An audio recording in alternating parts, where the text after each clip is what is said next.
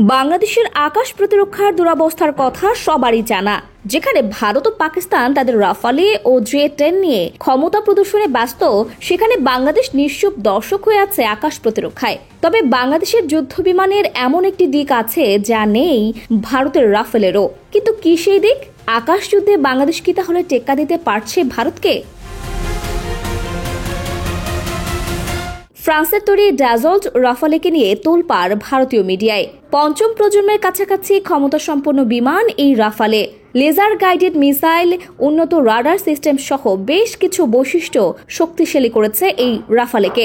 তার বিপরীতে 1999 সালে আসা 8টি MiG-29 যুদ্ধ বিমান বাংলাদেশের সবচেয়ে বড় ভরসার জায়গা। মেশিনগান কিংবা বোমা ফেলার প্রযুক্তি থাকলেও এতে নেই রাফালের মতো আধুনিক মিসাইল ও রাডার। বেশ পুরাতন আমলের পালস ডপলার রাডার দিয়ে কাজ সারতে হয় MiG-29কে।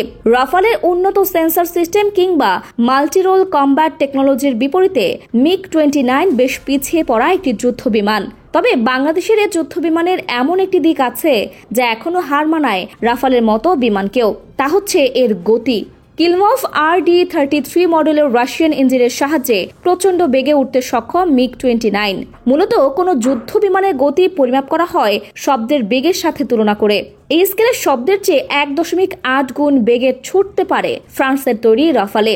আর মানধাতার আমলের বিমান হওয়ার পরেও MiG-29 উঠতে পারে 2.4 গুণ বেশি বেগে। কিলোমিটারের হিসাবে যা প্রতি ঘন্টায় প্রায় 8000 কিলোমিটার বেশি। তবে সামরিক বিশ্লেষকদের মতে আকাশপথের যুদ্ধে অনেক সময় গতির চেয়ে বেশি গুরুত্বপূর্ণ হয়ে দাঁড়ায় বিমানের প্রযুক্তি ও পাইলটের দক্ষতা।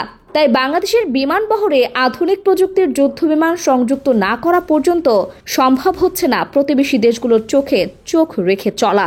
রাশিয়ার তৈরি একটি কিংবদন্তি বিমান MiG-29 বাংলাদেশের চরম অবহেলা সত্ত্বেও এখনো সেবা দিয়ে যাচ্ছে বিমান বাহিনীকে।